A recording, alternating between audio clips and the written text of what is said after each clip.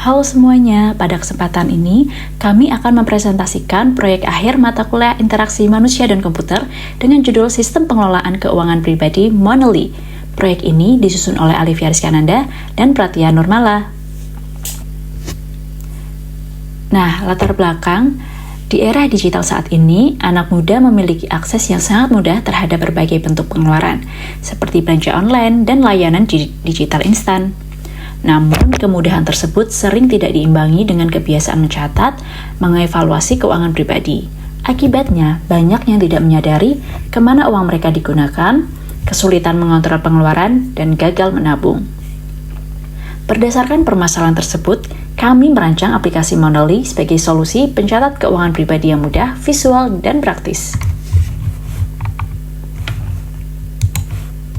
Tujuan dari pengembangan aplikasi Monthly adalah membantu pengguna mencatat pemasukan dan pengeluaran secara rutin, meningkatkan kesadaran finansial sejak dini, terutama di kalangan anak muda.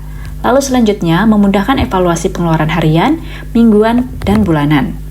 Selanjutnya, mendorong pengguna untuk mengatur keuangan secara mandiri dan terarah, dan menjadi alat bantu dalam mencapai tujuan finansial pribadi seperti menabung, investasi, atau kontrol uang.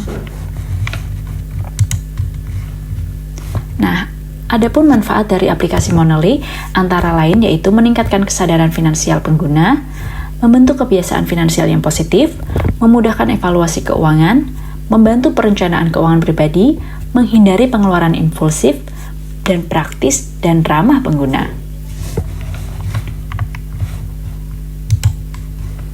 Nah, begini desain user interface-nya.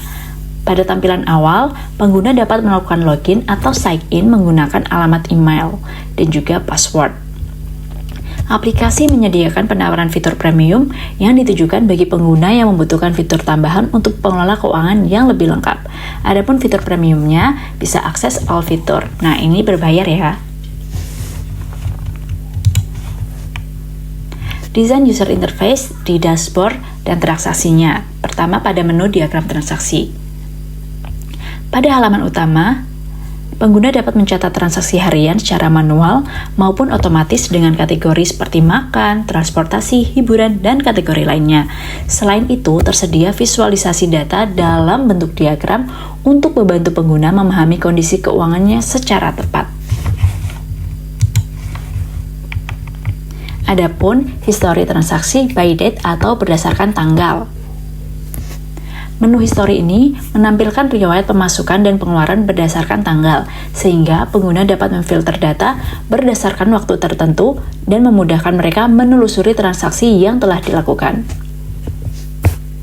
Untuk desain user interface ini ada settingan menu, merupakan kumpulan dari beberapa menu untuk manage aplikasi sesuai kebutuhan user. Di dalam setting menu terdapat beberapa submenu, yaitu ada currency, language, export to file, data backup, akun, term and condition, dan logout. Untuk setting menu currency, ini mengatur dan memilih mata uang berbagai negara sesuai kebutuhan user. Contohnya ada Indonesia Rupiah IDR, ada Jordania Dinar, CUD, dan lain sebagainya. Untuk setting menu language, ini untuk mengatur bahasa aplikasi sesuai keinginan user. Ada English, ada Dutch, ada bahasa Melayu, ada Itali, dan sebagainya. Selanjutnya, setting menu export to file.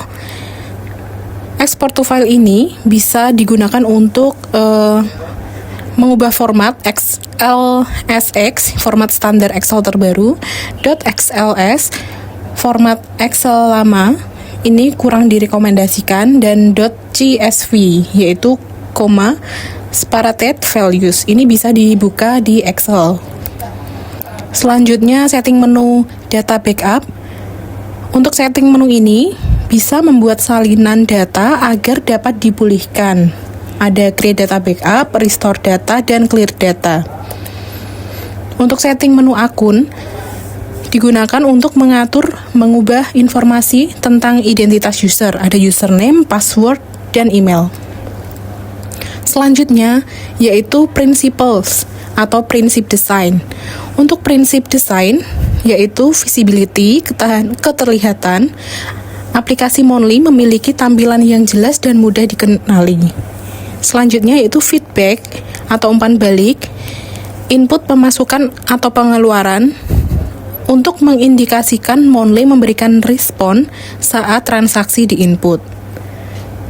Konsistensi, sebuah halaman setting yang memakai layout dan gaya menu yang sama. Learnability, atau kemudahan yang bisa dipahami.